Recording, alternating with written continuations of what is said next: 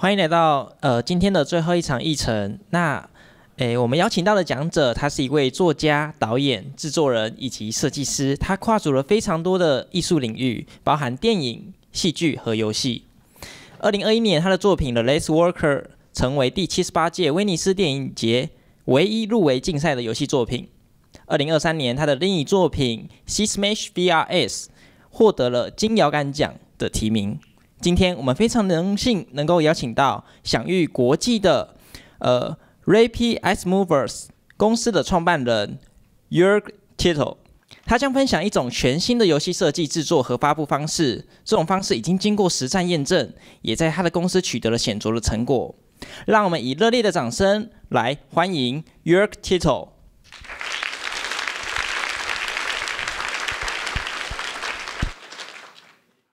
你好，你身体好吗？ That's it. Thank you all for coming. I'm very, very, very happy to be here. It's my third time in Taiwan, and I love this country and its people very much. So thank you for always being so welcoming and for having the best food in the world. So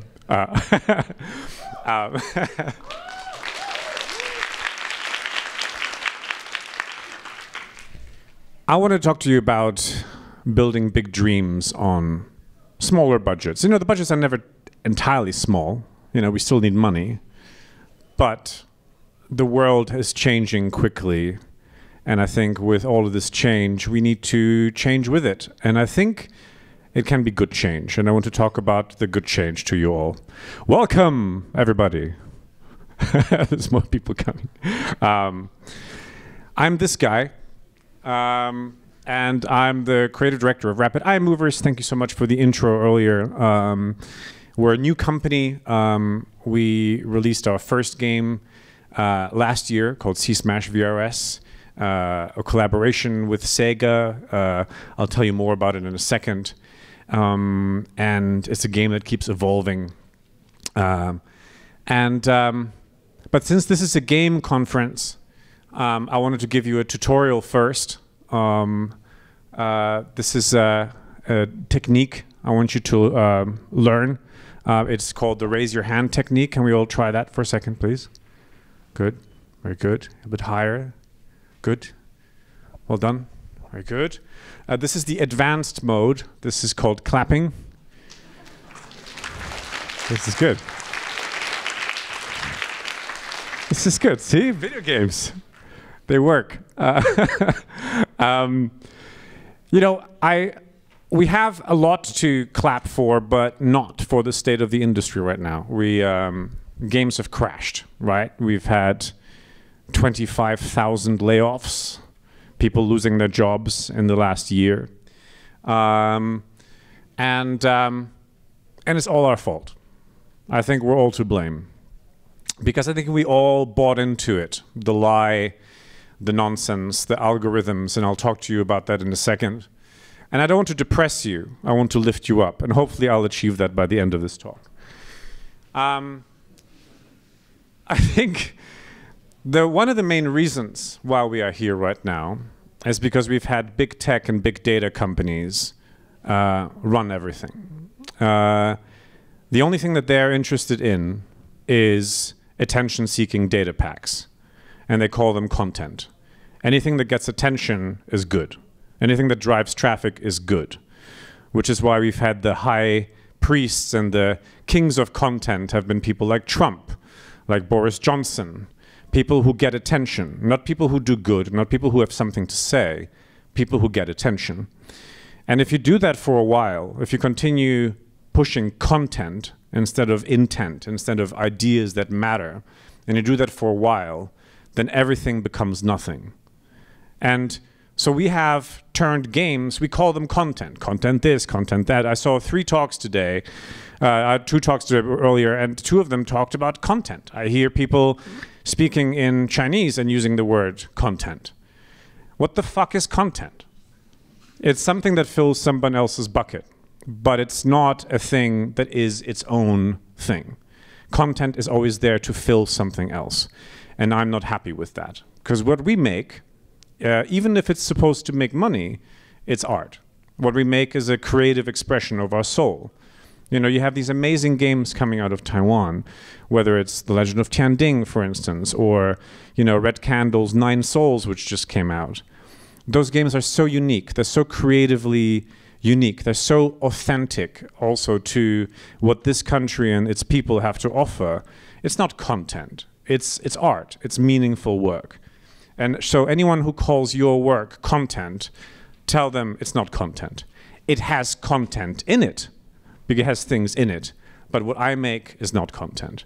And this is one of the first steps that we have to take in order to step on top of this world dominated by big data and tech.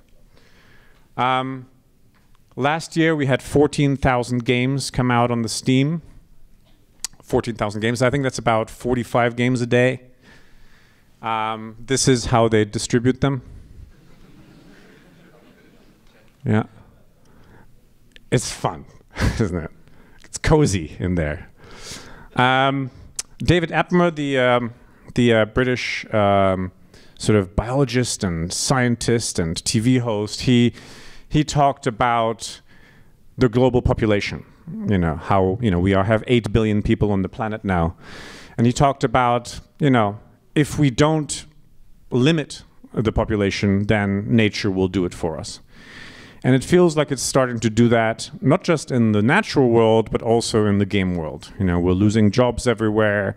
You know, no one's getting attention in a world that is completely driven towards attention. So how do we do this? Well, I mean, Microsoft had its own idea of that. They spent $69 billion on Call of Duty at a time when, you know, already at that time around 12,000 people had lost their jobs when that deal came through. And it feels like this world right now feels a bit like Call of Duty cosplay with all the wars that are going on. This is, by the way, this is a US soldier wearing a Microsoft HoloLens. Sorry to the sponsors, Xbox. I love you, really. But this is a HoloLens. Interestingly, Microsoft has decided not to release any VR games or to publish VR at all, but billions of dollars in deals with the Pentagon on turning soldiers into VR and AR enhanced killing machines. Fun. So this is gameplay in the real world. Call of Duty cosplay, as I like to call it, but now they have the IP for everything. It's interesting, actually, this, because there's Edge magazine, which is actually like UK's leading video game magazine. And what happened, I was on the way at the airport coming to Taiwan 2 days ago. And I was so happy to see it, because it's so rare to see video game or physical media anymore. By the way, you know, Xbox, you know, people hardly buy any physical games on Xbox. Most of them are digital now, which is not great for preservation. You know, if everything is digital and the physical media disappears, then our games disappear with it, including Microsoft's Forza Horizon 4, which is a game from just, I think, 6 years ago, and they're taking it off their servers later this year. So that's sad, because that was a great game. Please, Microsoft, don't do that. Keep that game. I like it. So anyway, I opened this magazine at the airport, and I was really, really excited to read it. And then I unfortunately found this quote from me in there, which was, Microsoft's grand strategy was to spend PlayStation out of business. Sadly, they now seem to have spent the entire video game business out of business. I didn't know they were going to print that, but I did open my mouth on Twitter. But yeah, we are in the situation. But again, it is not Microsoft's fault. You know, they're a big capitalist corporation run by, you know, Xbox is run by Microsoft, and they count the money and they just want to make profit. I get it. I also am part of the problem. When I make this game, The Last Worker, which came out last year, I wanted to make a game that I was insecure about what it should be. You know, I wanted this game. I'm very proud of it. It's a game where, you know, I worked with incredible actors, and I worked with Taiwanese talent on it. Actually, Hui, who is in the audience here, there, produced and helped the team here, Pumpkin, a company that she co-founded, is no longer with, to do art and 3D models and things during the pandemic. And it was actually the best experience I had during that time, being locked in my apartment in London to be working with amazingly talented people at the other side of the world, you know, on a creative collaboration. It felt like I was at least traveling in my ideas. So the process of working on the game was amazing. We got into the Venice Film Festival, we got all these nominations, all this critical acclaim. The game didn't sell. It came out last year in the middle of the one of the 14,000 games it was. It didn't sell. We worked with the publisher in the UK. They tried their best, but it didn't sell. And I realized that the biggest problem of that really was, to me, that yes, I was proud of all the work that we did behind it, but I didn't have fun playing it. Like, I loved it. I appreciated it, but every minute of it wasn't delightful to me. And I think it has to start there.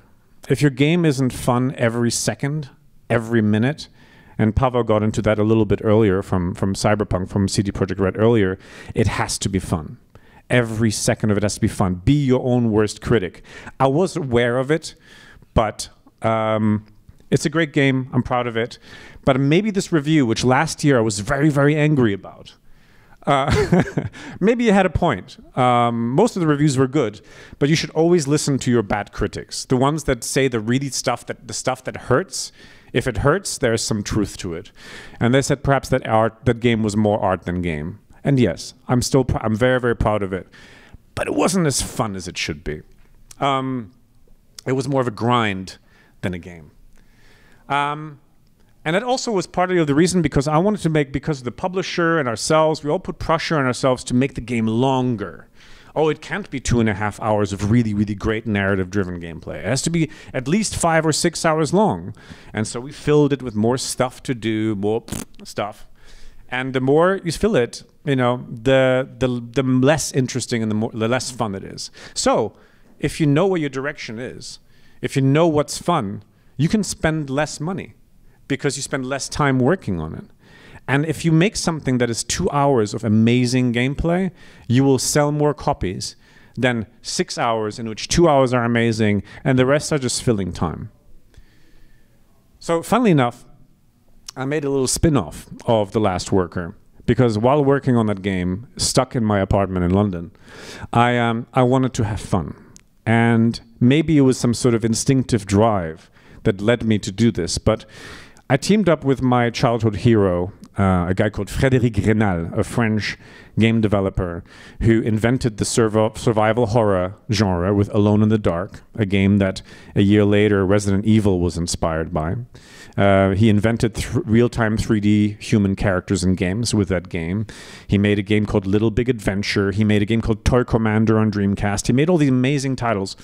And I approached him and said, can you please make a game with me? Because you haven't made a game in 8 years. What's going on? And he goes like, I hate video games. I hate this AAA shit. I don't want to do any of it. Fuck this. I hate games. I'm not doing games anymore. I'm making robots now. I was like, no, please make a game. And so there was this little console called the Playdate, which I really recommend you all check out. It's play.date. It's a system. It's a little handheld game system. It has a crank that you turn like this, which is a whole new way of interacting with games. And they have the best indie game developer community in the world. It is the most delightful group of people. Everyone supports each other. Everyone promotes each other's games. And there's only about 80,000 Playdates out there. I have sold more copies of SKU on Playdate than the publisher sold The Last Worker on PC. So having a smaller pond doesn't mean you can't make more money or get more attention. Sometimes it's good to be a big fish in a small pond. Sometimes it's better to get attention in a place that doesn't have people looking for attention. They're only looking for love and delight and friendship. So you don't have to approach the biggest audience, win the biggest audience, because you might lose bigger that way. So that game was pure fun, more sales than on Steam, and I actually still play that game because it's really, really fun. It's super arcadey, it's super fun, I love it. This right here is how most people make games. They raise loads of money, and then they hire an army of people, usually sitting behind cubicles. And then they make a game like that other game that made a lot of money, because that's the less risky way to go. And then they crunch people really, really hard for a few months. And then they bleed on the market. And then they fire everybody. And then they surrender. And that's what most games are. And so I created a company called RapidEyeMovers, which built on what we did with The Last Worker. I wanted to have a different approach to making games. And our first game is this game called C-Smash VRS, which is a beautiful game of squash in space with incredible music. And I'd love for you all to play it. It's actually on Quest 2 and 3, on Pico, and on PlayStation VR 2. But next week we'll be in Kyoto at Bit Summit, and we'll be showing the game on PlayStation 5, because it's now leaving VR and entering a new dimension. It's going to be playing.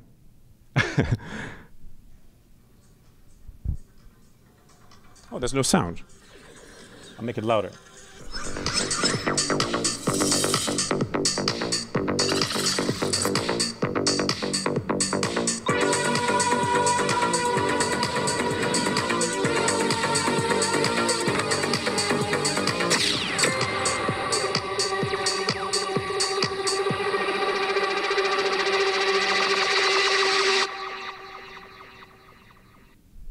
So yes, that's PlayStation. It's coming to to PlayStation 5 later this summer, and actually I think this is the first time I'm saying it. I mean, we'll see if it spreads online, but this will be a game where people on PlayStation 5 will be able to play against against people playing it on PlayStation VR 2. So it's hybrid online play between people who are playing it full body in VR against people who are playing on a joypad. And I'm very, very excited about that. Bringing those audiences together rather than segregating between VR and non-VR. All this technological segregation that we have, I want to get rid of it. I want people to be able to play how they want to play it, who they want to play it with. And to me, that is the definition of accessibility, is to bring people together. And by doing that, you can make a small game with a small team and reach larger audiences. Yes. It's funny, Pavel was talking earlier about making games that show, don't tell. That's another lesson I learned from The Last Worker, a game which had a lot of dialogue, amazing actors, world-class actors, actors from Harry Potter, actors from Children of Men, and all these great films working on the game, and most of them were friends, so we managed to do it on a small budget. But working with actors and dialogue and then translations and localization and all that stuff is expensive, and it takes a lot of time, and it takes up a lot of development time. And if you're an indie, you know, try to make things that are visually driven and gameplay driven rather than dialogue and story driven, because ultimately, as Pavel also said this morning, people don't play games in order to have a simulation of a film. They're playing games in order to play games. So telling your stories through play also keeps your budget and your focus down and clean and sharp. I feel that one thing that has happened, and that's been a big problem, and why AAA games are so expensive, and also why a lot of indies have become so expensive, is because movies have become games that you can't play. If you take a look at Marvel films, they look like video games, and you look at them on your small screen a few years later, and the effects look like shit because they were all made in crunch time, almost like video games are made by sort of suffering VFX companies and sweatshops. Just so Disney can make more money. And then games, a lot of them have also become movies that you can't watch and don't want to watch. Like if I wanted to watch a scene like this, on TV, I would turn it off. But a lot of games have really, really bad cinematics. So why have them at all? Why not just focus on making them games instead? I love movies, by the way. I'm a filmmaker as well. I'm a film producer. I have a film called A Winter's Journey. This is some early concept art that actually, it's not concept art. This is what the film looks like. Every frame of the film looks like a painting. It's based on Schubert's music. and it is actually the sets and a lot of the animation we've done in Dreams. So I worked with PlayStation on that, and we've actually built sets and designed them using game technology, which is fun because that allowed us to make an art house animation film, which will be shown with live music and IMAX next year on a small budget because we were using game technology. And I think the same is the case for games. We can now learn from movies, not by making our games look like movies, but by learning from how they are made. And I'm going to get into that in a second. We have this symbiotic relationship with the other entertainment platform or entertainment medium that before games was the biggest entertainment in the world, which is movies. What happened to movies in the 60s, though, is in the 1960s, at the beginning of the 1960s, 45 million people went to the cinema in America each week. By the end of the 60s, that number went down to 15 million, 1-5. From 4.5 million to 1.5 million within just 10 years.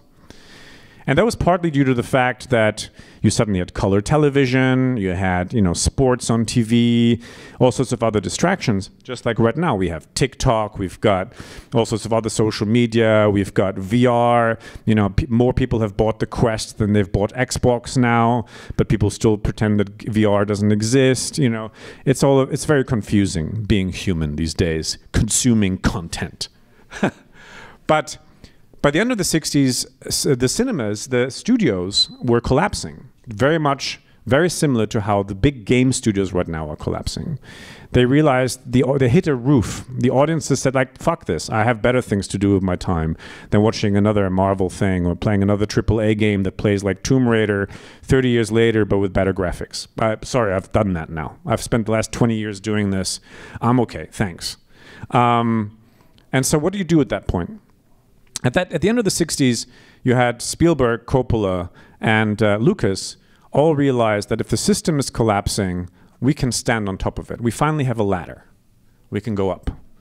And we can figure out a way to make films with the infrastructure that Hollywood gives us, but we can make them our way. We don't have to be owned by them, which is why Star Wars, the IP for Star Wars, was not owned by the studio, which is why Lucas owned it. He understood that very early. And that now is our time to do the same thing in the game industry. We can now behave and we can now create models of production that are similar to the way Spielberg, Lucas, and Coppola back in those days understood we should work. We are no longer here to be hidden behind logos and brands. We are human beings expressing ourselves. Again, we don't make content, and we are not someone else's content. We are artists. Interestingly, this guy here, Kitase-san, who is the head of the Final Fantasy franchise now, he gave a talk in London earlier this year, and he talked about the origins of Final Fantasy, how he started out. And when he was a little boy, he was 8 years old. He watched the first Star Wars movie with his father in Tokyo. And that was the best experience he's ever had with his father. His father was smiling from ear to ear. They were both two boys together watching this incredible film. And then 2 weeks later, he was playing Space Invaders, the now old, one of the ancient games at home. And his father saw him playing it on the TV, and he looked at him with this look of disappointment, going like, "Son, what are you doing? What is this?" He was like, "Oh, this is amazing. This is Space Invaders. It's like the best game ever." And to him, to this boy, it had gave him the same feelings, the same emotions as Star Wars did on the big screen. But his father didn't see that. And so Kitase-san decided to dedicate his life to making games so big and so epic and so cinematic that one day his father would love them too. And that explains why Final Fantasy has become this extremely expensive, ridiculously, absurdly expensive mega production, right? It's amazing what they've achieved. Without Square Enix and without Kitase-san, we wouldn't have all the animation techniques and all the amazing stuff that we can do. But also, their latest Final Fantasy game has not made the money for Square that they expected. They've announced that they've had disappointing sales results. It may be the most epic game ever made, but people don't necessarily want that anymore. But when we was talking about all that story, I asked him a question in London and asked him, do you think that you've achieved, you've now achieved what you wanted, right? But do you think that maybe if Star Wars were the thing that made you fall in love with animation and your ambitions, do you think that games are in the same state right now as film was in the 60s? And do you think we've seen the Star Wars of video games yet? And he stopped on the stage and he said, you're right. I've done everything I can do with Final Fantasy, and now it's time for someone to make the Star Wars of video games. I'm excited about that. Because right now we've been copying cinema. We've been stealing their ideas, their emotions, trying to be, how can I translate this film thing into a game? But now how do we make the game that's going to do for games and open it to even larger audiences than ever before than what Lucas did with Star Wars back in the day? So this is your challenge. This is what we have to do. And you can start small to do that. Because Lucas was nobody when he did Star Wars. And so, yes, there's a really interesting reversal now between what is niche, which at that time was B-movies.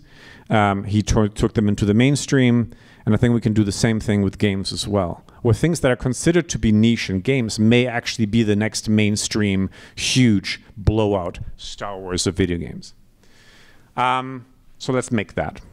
But don't make Star Wars. So yes, bloated budgets, diminishing returns, stale product, competing media, foreign cinema and indies coming in, shrinking audiences, all of those things brought down the studio system, and all of those things are now bringing down the game studio system. This is a good thing. It's scary right now, but it's a good thing, because we are on an island here, an island nation of independent developers. We are not a big studio place here. This is a place where original, authentic minds are born. And I'm very excited to be talking about this kind of stuff here, because this is where the next cool stuff comes from. So yes, culture isn't grown in factories. We can't work in them anymore. This is where factories is where dreams go to die. And we can't make culture in factories. Interestingly, this lovely gentleman, Yamauchi-san from Nintendo back in the day, said, "We've forgotten we're supposed to be making games, not movies.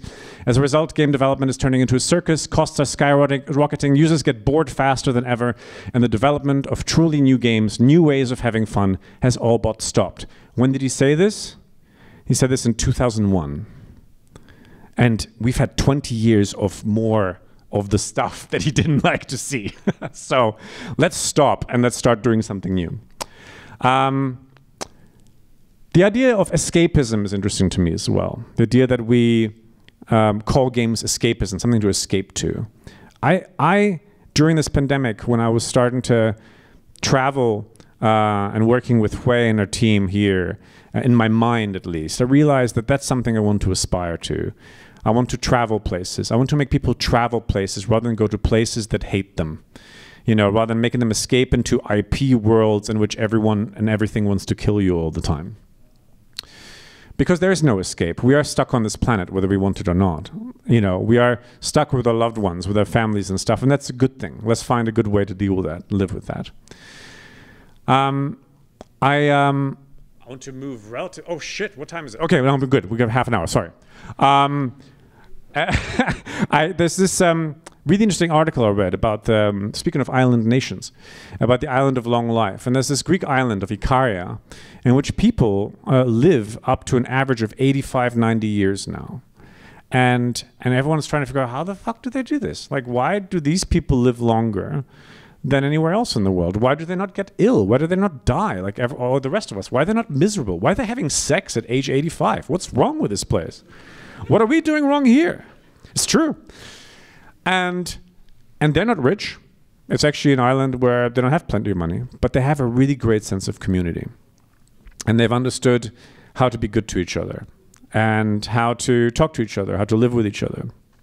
And if we build games that have that sense of community, that really put that at the center, put that at the center not just of marketing, but also of the way of the game design itself, then I think we can create these islands of long life as well. Games that continue living and they make people feel good when they play them.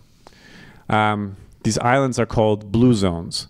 It's really, really fascinating phenomenon. I mean, Okinawa, for instance, is a place like that as well, where people live freakishly long, and I think we can learn from that. And this is the first game I really, really fell in love with. Actually, 1986 was a Sega game called Outrun, and it had these big blue skies as well. That was my blue zone. It allowed me to travel places. Let's do that. Build places that aren't me places, but us places. Places where we can co-inhabit delightful places. Interestingly, Helldivers is one of those games. Even though it's a game where you like shoot a bunch of worms and and this and you work for this weird fascist government, etc. It's a great game. What's interesting about that game, there's no PvP. It's all about co-op, and interestingly, that became the biggest game for a while this year, because that's a game that very positively made people come together as a community to fight a common enemy rather than killing each other, rather than competing with each other, but working together. And it had one of the friendliest communities. I was so scared to go in because I only started playing it about a week and a half after it started. I was like, I'll never be able to catch up with these, because when you play Call of Duty, everyone just kills your ass immediately. There's no point. It was like, fuck it. Like I'm not even gonna try. But here, I had other players going, hey, babe, let me show you how to do this. You just go around the corner here, and I was like, there was someone actually guiding me through it. There was a real sense of positivity in that, because the game design was about cooperation, working together, and that was really lovely. And I think there's a lot to learn from that. So I'll skip this just in the interest of time, because I got into it a little bit. Yes, don't escape. Travel. Make games that make you travel. And what's lovely about this place, Taiwan, is that you guys have such a unique culture, such an incredible different outlook on the world. It's like when I've played The Legend of Tianding, when I've played Nine Souls, I've never traveled to places like that before. I felt so embraced by a new idea and by a new feeling. I was so happy. And the success of those games outside of Taiwan proves that this works. So staying authentic to yourself also means that you don't have to copy the expensive Western ideas or whatever, or try to look like another Hollywood movie or whatever. Be as authentic and as real and as small as you want to be, because that's the stuff that ultimately has the biggest voice. Triple A, triple arc, whatever, we covered that. They're all the same now. And AI is another point where, we're demonizing it because a lot of it is wrong. And the idea of AI replacing creatives is a problem. But we can also learn as individuals to use AI as tools that will help us shape bigger ideas, as long as the creative side of it remains human. I think we can use AI as tools, but don't give the creativity over to AI, because we will all get replaced. Because everything that's generated becomes generic. And if it's generic, it gets replaceable. As Miyazaki-san said, it's an insult to life itself. We humans are losing faith in ourselves. Don't lose faith in yourselves. Right now, and more than ever, the human touch is what's needed in this world. We don't need formulas, because again, they're interchangeable. We have to crazy things into being, come up with things that no one else has thought of, because originality ultimately is the only thing that will punch through the noise. Originality, well crafted. And we also live in a dephysicalized world where everything has become about the screen. And the pandemic didn't help. But this guy, he's the CEO of Take-Two. He sells these pills to grow your muscles. It's really weird. So he knows how to be physical. But I believe, indeed, if we're going to be physical, that we need to find a way to stand on top of the platforms. This is Jeff Bezos up there on the platform. Whoops. Yeah, I think that needs to stop. So in order to get physical, I like to think of this is a game, this is the Wii. Who knows the Nintendo Wii in here? How many of you are still familiar with that? That's pretty good, actually. Because you're all very young, but you're still...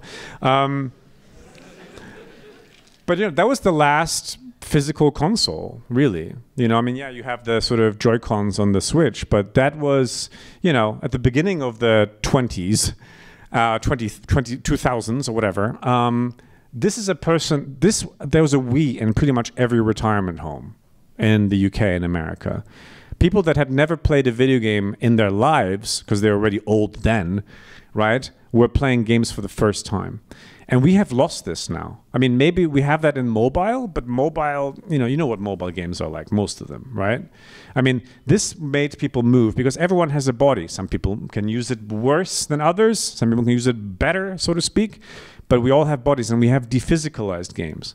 I'm excited about VR because it's a way for us to re-enter our bodies and attach our bodies to games again. But I don't think that should be limited to VR. I think we can bring that back into the flat screen-based games again. We can make games physical again. That way they will start attracting new audiences or old audiences again. Because games were born physical. They were born in the arcades. Let's not forget that. Games are not tech. They're culture. Paavo talked about that as well. We don't make technology. We don't make software. We make experiences. We tell stories. We make games. And that's the feelings that we get from them are physical. This is actually Steven Spielberg. He understood that very early in the 80s. He was a big video game fan. Yes. And also, AI, don't be afraid of AI. Use it. Use it as a tool. But also remember that AI and tools don't own you. The tool makers right now behave like they own everything because they think they're so smart. All of the tools that were made in that age have pretty much disappeared. But the art, like the cave paintings, they still exist. That's what we make. We make cave paintings, but they happen to be video games. The world is our playground. I've decided like 2 years ago actually to get in shape because I was in very bad shape. I decided 2 years ago that I would not like let machines carry me anymore that walk everywhere, and I lost like 16 kilos and stuff. And in the process of, because I was at Gamescom and I saw that everyone was really, really out of shape. Like it was an industry that looked very unhealthy. Because we've been forced by the crunch, by the stress of it all, to forget that we are physical beings. And I think for us to be able to stand on the platforms, for us to actually survive this industry, we have to be good to ourselves. It sounds preachy and annoying, and I'm sorry, but we have to be good to ourselves. Because we are the modern day entertainers. Like we like to hide, or a lot of us hide behind our games, but we make show business. Like we are the most exciting thing that most people in the world want to do. Like we are entertainers. We also have to be healthy when we do it. Because money doesn't make the world go around. It feels like it does. Gravity does. Gravity is the thing that pulls us all back down to the ground and to reality. That's what's currently pulling the platforms down. That's what's causing the layoffs. It's not money. They have all the money in the world, but it's the gravity, it's the weight of them that's making them collapse. So as long as we realize that, we can become sustainable. So accessibility, I talked about it. Actually, C-Smash is a game that is a VR game. It's a full-body VR game, but you can play it with one hand, two hands, sitting down, standing, moving around the room and whatever. It's been amazing to watch people of all kinds play it. And now that it's going to come to PS5, it's going to become even more accessible. This is another thing that's very, very important. The smaller the game, the more accessible it has to be. Because the more accessible it is to more people, the more people will play it. Put that at the very core of your design from day one. Don't think about it as an option. Think about it as a necessity from day one. Accessibility is the future. This is how you reach everybody. Because we want to be multi-able people. We want to be multi-platform in the way we design. We want to be multidisciplinary. We want to work. You want to be a person. You want to work with people who have multiple talents, who don't just do one thing. Because if you work with people who only do one thing, then you need an army. If you work with people who have multiple talents, you can have 5. And this is the best way to make games. and multi-project as well.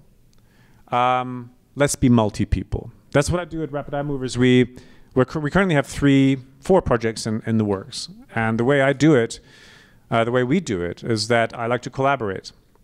So I have a small team of core people, lead programmer, lead artist, and sometimes a 3D artist as well.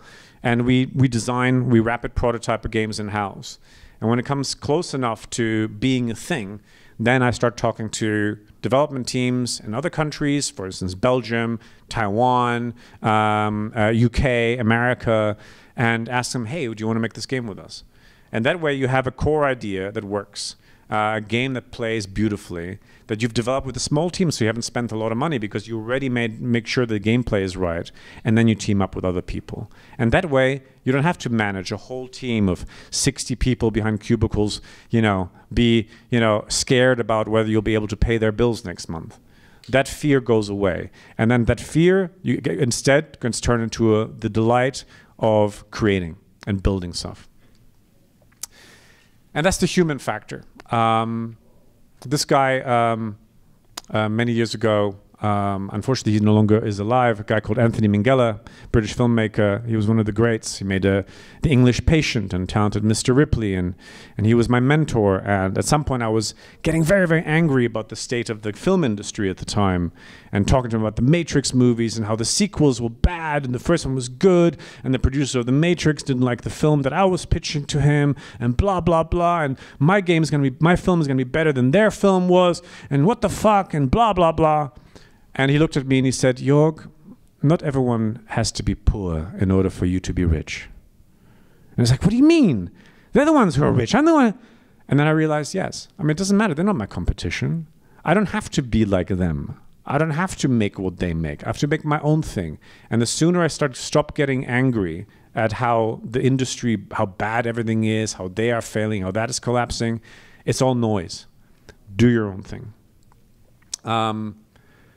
I learned this one thing, and this is quite interesting because I watched Hui's talk earlier about how she wants to ultimately change the top-down pyramid of marketing that we've been living under for so long to a down-up approach where it's people first and you build communities slowly from the bottom up, so to speak.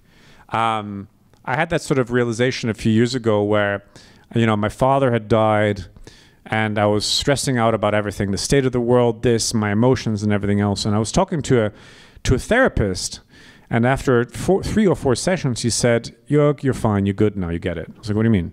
Well, you said it. You said it earlier. You said what your problem is. And he said to me that my circle of concern was much bigger than my circle of influence. And I thought, like, that was interesting. So basically, I cared to change so many things at once that I wasn't changing anything. And so I very quickly understood that it didn't mean that I shouldn't care anymore, but I should understand what my influence is. And then I was thinking about that for a while, and I realized that's almost like you're throwing a pebble into water. It's okay to have a small circle of influence, but if you throw it into a pond, then maybe those ripples will spread, and eventually you'll be able to alleviate and reach that circle of concern at the end.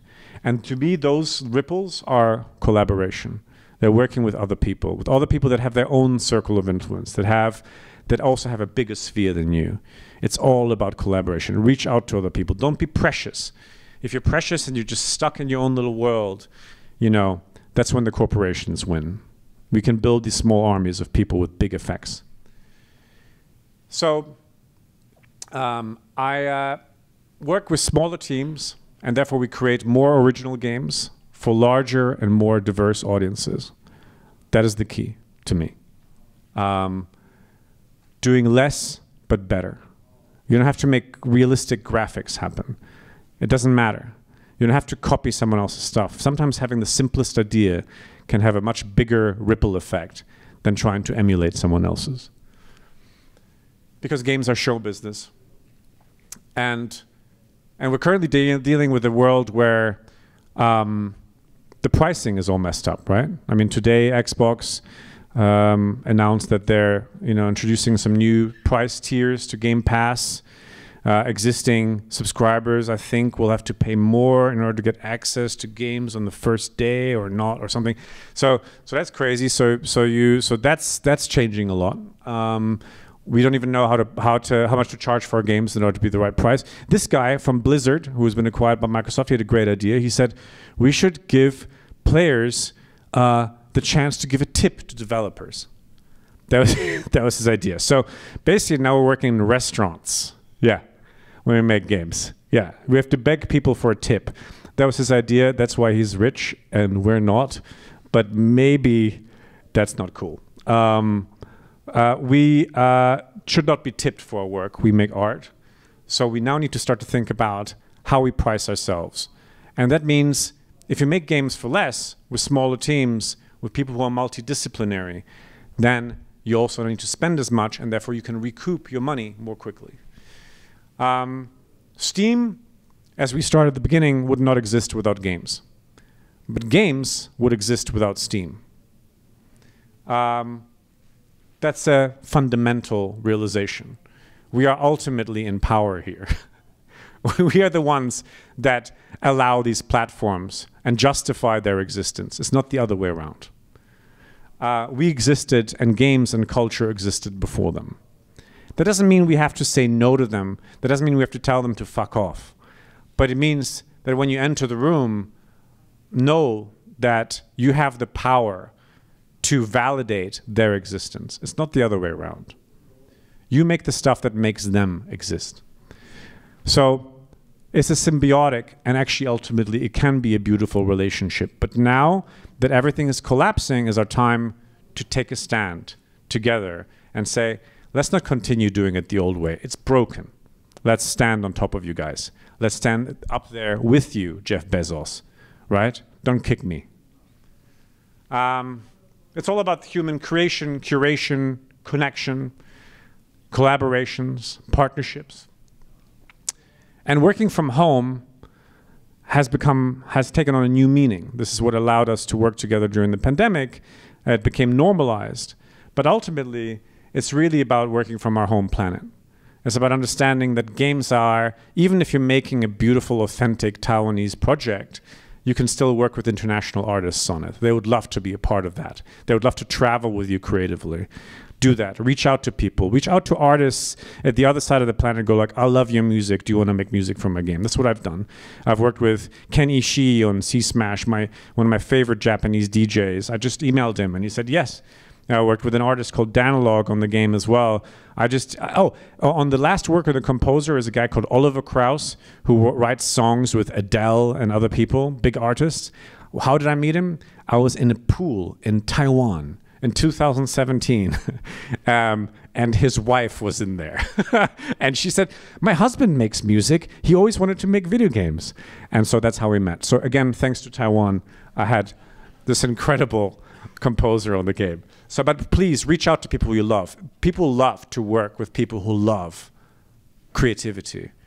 And price doesn't matter. People will work with you for nothing if it means, or less than what they usually get, if you speak to them with passion. So please work with people all over the world. So yeah, the human approach is to do parallel, to me, is to have parallel projects, to work with a lean core team, to do rapid prototyping, to secure platform funding during that time, to hire or team up with a co-developer, build audiences, release the game, scale the game. C-Smash has been growing, evolving. Now we have the PlayStation 5 game coming out. And the result is love rather than surrender like the old model is. And that's all because games should be delightful. And they should also be delightful to make. So work with people who make you smile, because that's the most cost-effective way to work in general. This is interesting because I've realized in the last couple of years that the universal language is games. The universal language is play. This is what you do to communicate with your cat, is you play with your cat. You don't try to teach them philosophy or play them music. I mean, they might maybe listen to it, but I don't really give a shit. But play is how you talk to a toddler. It's how you talk to your animals. It's how the seal here is having a a good time. That's just the universal language. It's an incredibly powerful thing that we're doing. But embrace that. Play is the thing that we make.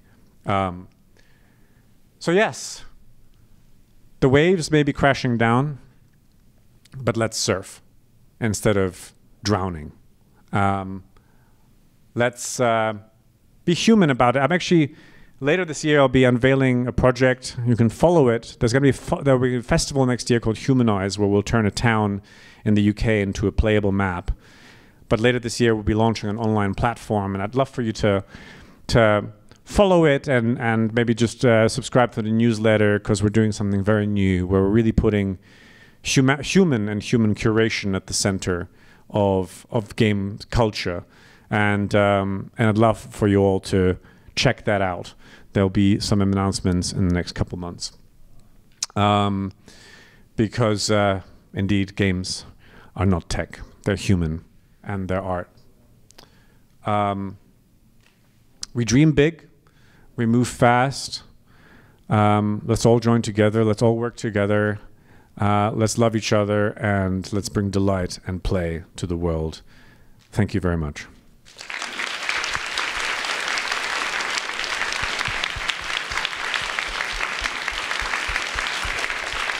谢谢。